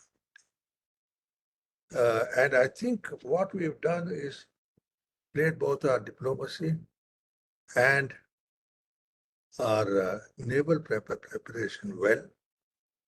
You would have found after the Israeli invasion, the Indian fleet traveling all around. Just remember that situation, an Indian fleet going across the Gulf countries with the Gulf regions. What is the psychological impact it leaves on the rulers of those countries? That Pakistan to nahi aaya, Hindustani aaye at that point in time. So Kargil to us, I think, was a good lesson to teach Pakistanis that their old propaganda of one of them is equivalent to 10 of us is wrong. They're much more careful. But remember, a cornered animal is at its worst. They will always expose you to pressures. And therefore, the best settlement way to deal with Pakistan is have communal harmony at home and grow at 6%, at least on an average. Keep your armed forces intact. But dealing with Pakistan is a larger national issue. And the other factor you must remember is the Pakistanis have lived for too long beyond their means. And they're going broke. It's that is what pays. But also retain the capacity for quick operations to retaliate to terrorism or as a preemptive measure. With Pakistan, in my view, this is an absolute necessity for the growth of the armed forces, and stay a step ahead of them on modernization. You're living in a complex world. The Americans, as you see, are unpredictable, like they are being at the present moment. We'll get over it. The Russians remain friendly and are genuinely friendly. But they are tied up in a war which could perhaps have been avoided, but it involved their territorial integrity. And the Russians are they have been good with us. I mean, when Mr. Modi wanted to go to teach Uncle Sam a lesson and by visiting Moscow, the invitation was there even before he asked for it. So dealing, I think, with this neighborhood is a multiple affair. Another thing we should remember is ultimately with your smaller neighbors, it is the assistance you can give them. And here you have to join with the West because we can't match the Chinese. We don't have that resource. So I'll end with that by saying that it's been a delight for me. Kargil was to me a sort of important part of my life because I think I could claim that I left the foreign service with a bang because I retired shortly thereafter. But I owed that to the Indian Army, largely because I had served there. And I might tell you, in 1965, I was one of the few guys from Pathankot going across Samba and into Pakistan was something I still remember. And as far as I'm concerned, I'll say I've been enjoyed being in such a serious and well-informed group to talk with. But I still feel that don't take anyone for granted, because your conventional conflicts are going to be different. I think Pakistan, gives a totally wrong idea of its nuclear policies. They're not fools. They don't want to commit suicide. But there's gate lines they've laid down at which stage they will go nuclear are, to my mind, rational and sensible. They're not as militaristic as their propaganda makes it out to be. So I don't want to take too much of your time, but thank you for giving time for this exchange of views, and I'm most grateful. Thank you, and over to the organizers. Ambassador, one more thing before you go. When you speak about Musharraf and Sharif, then within the army, Musharraf then was sort of an outsider, but he rose to the top, and the Punjabis thought, let's give him something. But then his prime minister was a Punjabi, I thought. And did he also misread Musharraf's inexperience? And No. did that understanding that Musharraf is not a very able general or not a very strategic thinking general reach the Indian side? So the Indian side knew that they can fight it to the finish. Let me tell you, being in Pakistan has its own joy. I'm a Madrasi, and they think I'm kahan ka janwar, kahan se aaya, sort of thing. But then it is good to pretend innocence. Let me say, I have a very poor opinion of Nawaz Sharif. His brother Shehbaz is sharp, but he's the head of the family. And the one thing that he asked when when he was told by Musharraf about what was happening in Kargil, his query was, and this came to me because when I developed friends, he asked, क्या वहां से कश्मीर श्रीनगर की बत्तियां देख पाएंगे? Meaning the areas where we taking. His family was from Kashmir before they came to Punjab, just before partition. And imagine a prime minister asking his army chief, instead of the details and what are the implications, कि क्या वहां से आपको हिंदुस्तान की छोटियां कश्मीर की बच्चियां देख पाएंगे? So in a way, whereas on our side, luckily for me, I had two people in Rajesh Mishra and the Prime Minister to deal with. And that meant professionally it was handled. We knew where, and I've been a good friend of Ved Malik for a long, long time. And I think there was some misguided words about him in earlier days. But it was good for me to interact with him very regularly. I meet him every now and then. And he was sort of just made out for that operation. Very cool, letting his commanders do the rest, but keeping a very tight control and telling government what can be done and what can't be done. I mean, there are people in government asking, "Ye kya hafte mein khatam ho jayega?" He said, "No way." And he, to my mind, has remained a good friend and was a thoroughly professional chief.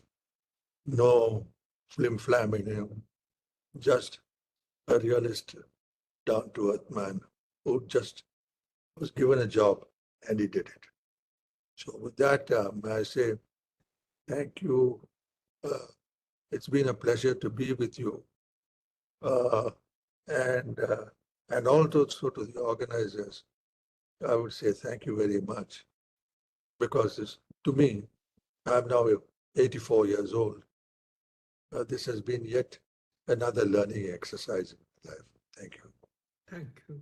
Ambassador, thank you. And before I go to General Bhatia, I'm requesting the audience, if somebody wants to ask a question, please raise your hand. I'm around watching. I've seen Pratyush has raised his hand. We have DIG Pratap Singh, who is from BSF, and I'm sure he has been in that area. If he has a question, we'll give him time. And over to you, General Bhatia. There was a question for you. DIG Pratap Singh ji, we will come to you after General Bhatia has spoken. Yes, General Bhatia, please. A very quick answer to that. The civilians voluntarily helped the army. It is their land more than anyone else's. They stay there. It is their grazing grounds. It is their villages. It is their houses which are impacted with the firing. Their livestock suffered casualties, and they wanted this war to be over as soon as possible and victory achieved. Fortunately, army, wherever deployed, also contributes to economic development of that particular area. A lot of money goes into it. We spend, a man who's deployed, they will spend at least 10%, 15% of his pay buying local produce. And look at what has happened to Dras, Kargil sector now. Tourism has multiplied. Education facilities have come up. Institutions have come up.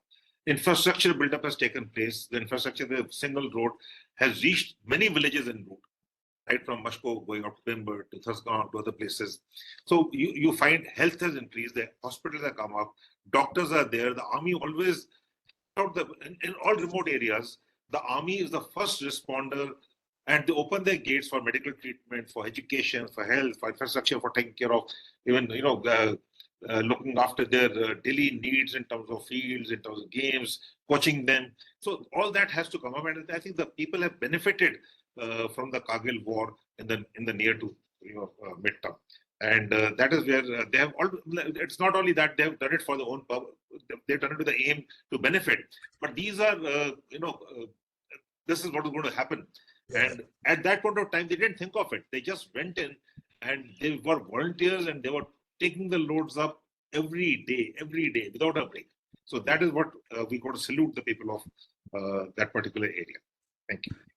Very impressive, how the image media builds and how the ground reality is. So impressed that this is what the ground reality was. Just want to say that Colonel Sharma is trying to join. We are trying to connect him because he was participating in the war. I thought it's important that we have a word with him. So moment he joins, I'll let you know. In the meantime, I'll go to DIG Pratap Singh, and then I will go to Mr. Pratyush. So DIG. Meanwhile, thank you. I have a 6 o'clock meeting. Okay. But it has been an honor and pleasure, having been an army man myself. And I told you where I was in 65, Right. in Pathankot, crossing the border in Samba. Right. It's been a great pleasure, an honor for me also to have a splendid evening with you. And thank you so much. Thank you, Ambassador. I'll also have to sign off. I got a meeting at 6, another one at 6 o'clock. I'm so sorry, but Thank you, it's been General. wonderful being on this platform. Thank you so much.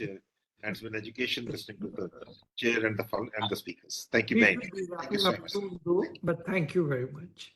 Thank you, sir. DIG Pratap Singh ji. Thank you very much for the time you're giving to me. And it's so wonderful to listen to the General Bhatia and Parthasarathy. It's something unique, to have the post-mortem of the Kargil war and now the what you're celebrating, the celebration of that. I had the opportunity of visiting the Kargil area right from 1983 to 86. These are the 4 years which I was in Srinagar. And part of my job was that I used to visit some of the posts in the battalion, BSF battalions, which were right up to the Kargil and beyond. The beyond was one of Chor Batla. I still remember. It's an old story of 85, 86. But still remember, who used to go and stay there and stay for the night even. And the place was certainly vulnerable. You walking on the same road, the Pakistani could spot you with the binoculars. So what are the movements of the vehicles going on? And they could just be your so easy target.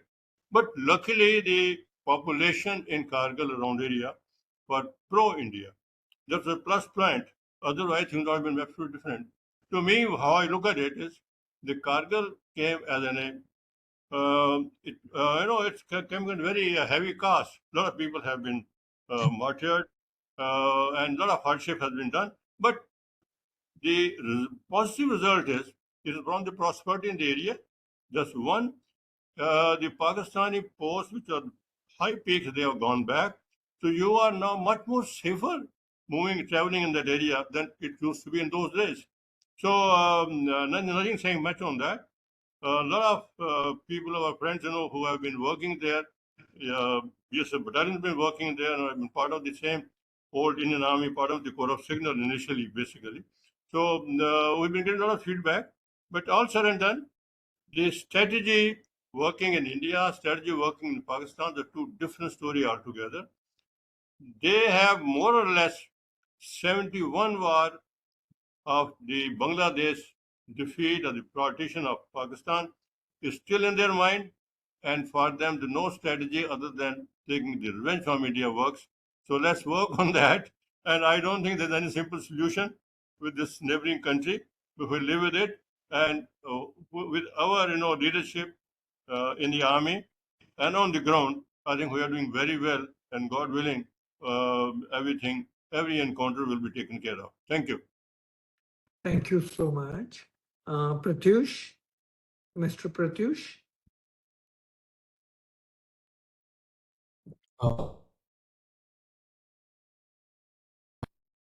Hello, am I audible? Yes, you are. Thank you. Thank you so much for allowing me to speak. Firstly, I'm very honored that I got a chance to be part of this occasion and I got a chance to be part of this webinar. So I have two questions. The first one being open to the floor. Just a little background and a context to these questions. I'm a student currently studying in Symbiosis School of Economics, and I'm doing my bachelor's in economics. So keeping in mind that I'm doing my bachelor's in economics, I have a keen interest in geopolitics. And so the question is about, I remember how it was said during this webinar that, we should never underestimate our adversary.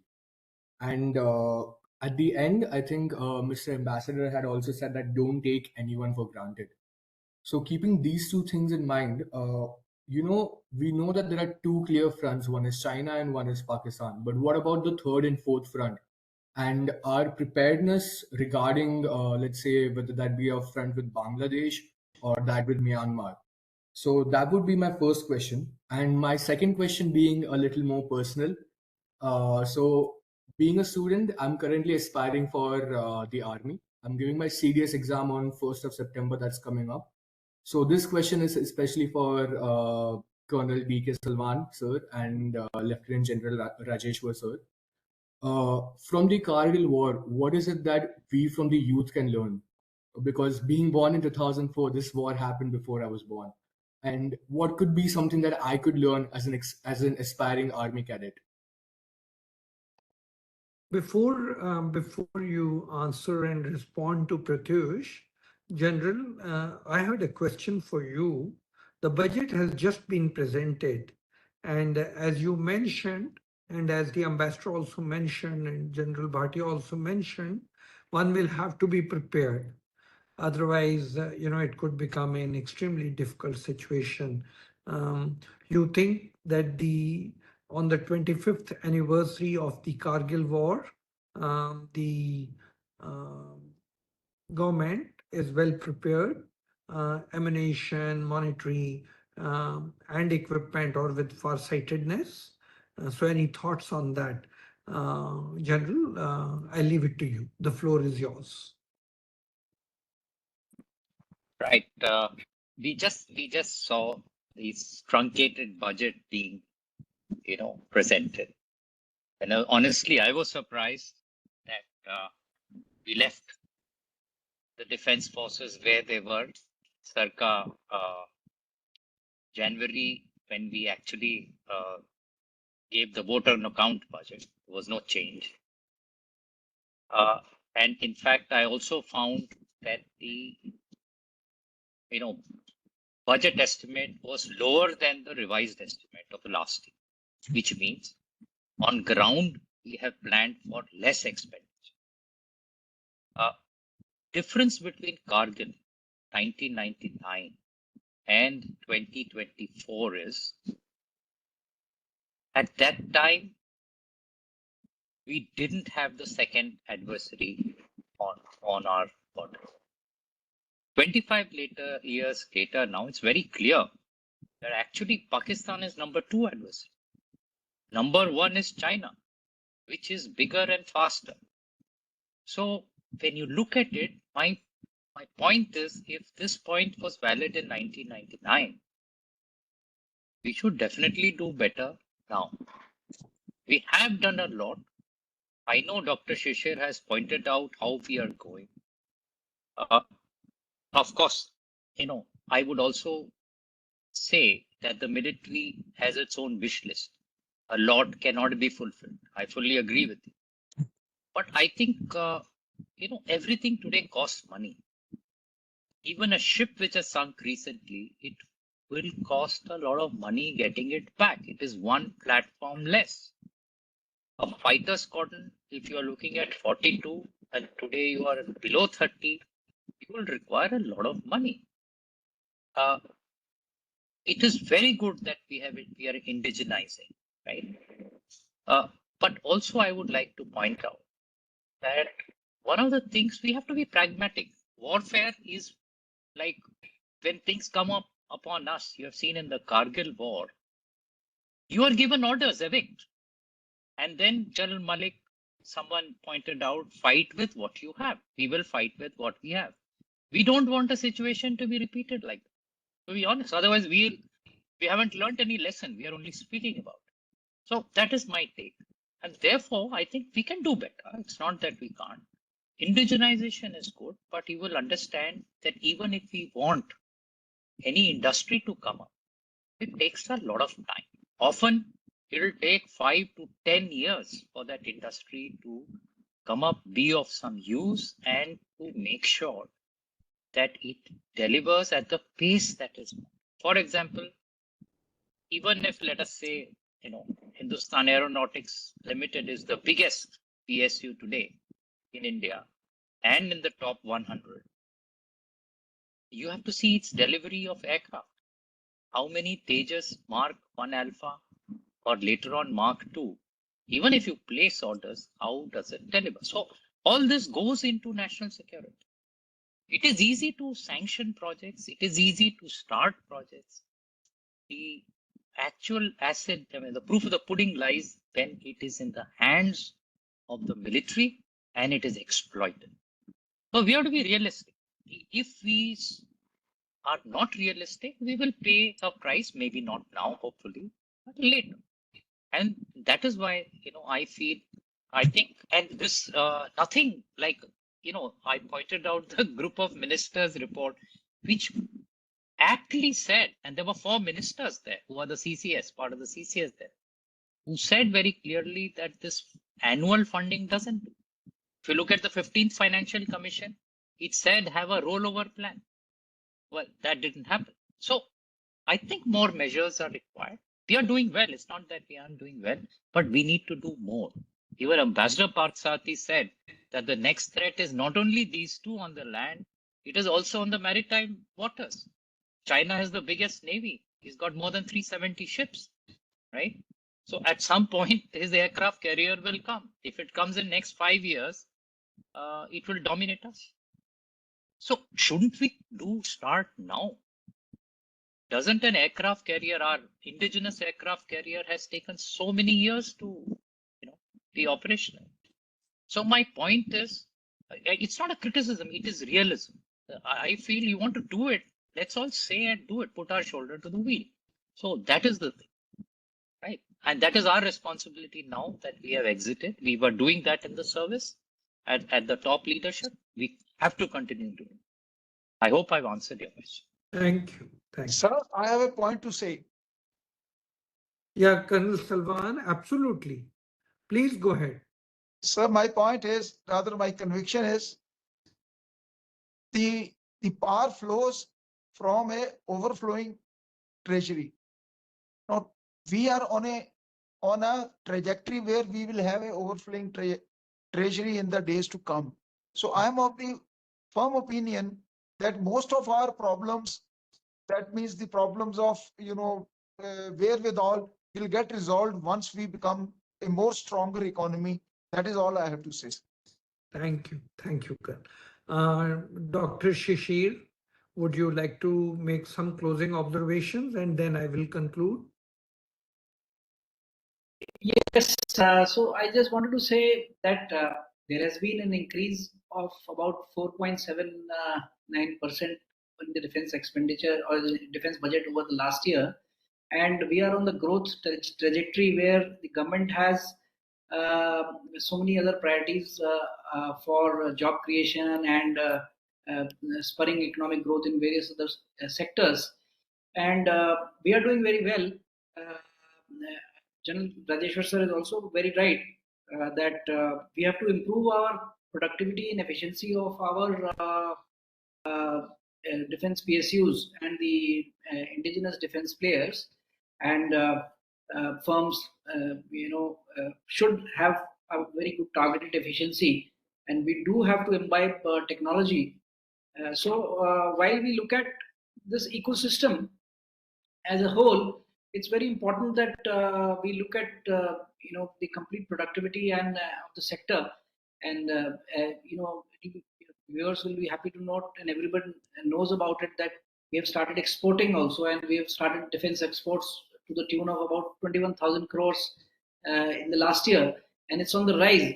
And today itself, I saw in the news column that there's a news that a company, indigenous Indian company, has been given export orders for sniper rifles. And they are not supplying these rifles to the Indian army. So these kind of stories are coming out. Entrepreneurship is happening, and all that is such. But with that, we need to improve our efficiency, our productivity of the companies which are around the defense sector, and we also need to plan long term. I just want to emphasize on this point about the aircraft carrier General Rajeshwar sir mentioned, but the British Parliament, we must remember, had to shelve their aircraft carrier project because they couldn't find the money for supporting an aircraft carrier project for the Britain, for the United Kingdom, and we have proudly built it, INS Vikrant, at the Cochin shipyard, with large amount of indigenization.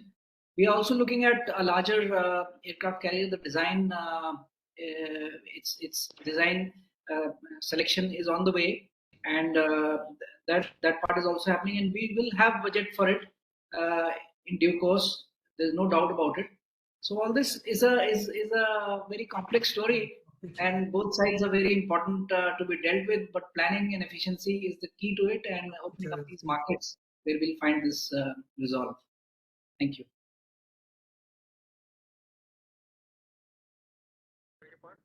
If the viewers have any other questions, I think we will now conclude. I just want to thank you all for a wonderful session that we have had. The recording will be available tomorrow.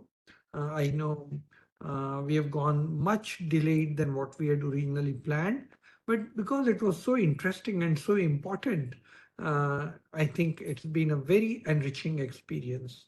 I want to thank General Rajeshwar, Salwan, and Dr. Shishir for being with us. And tomorrow I'm sure once the recording is available, you will be able to use the recording, and I'm going to myself use the recording and send to the concerned policymakers. Important contributions made in today's discussion by each of the panelists. And I totally agree, the treasury has to be strong if the armory has to be strong. So it goes hand in hand. And I also know that the armory has to be very, very strong, then the treasury can grow. All right. So with this, let me thank each one of you, also the panelists who have gone and who had to leave early because we got so delayed.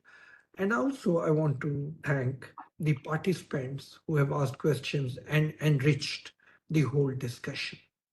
Next week, we have too many events coming up. As you know, our slot is Friday afternoons, but there's been an issue on employment in the country. And therefore, on August 1, we may have a discussion on employment situation in the country. On August 2, which is a Friday, which is our standard slot, we are having a discussion on education, health, and other services in Punjab, seeing that what has happened to Punjab. So I would welcome you to find time and please participate in this EGROW webinar series, which is mainly on contemporary issues. With that, let me once again thank each one of you, wishing you a great weekend and looking forward to your participation in future EGROW events. Thank you. Thank you, Dr. Charan. Thank you, panelists and participants. Thank you, sirs.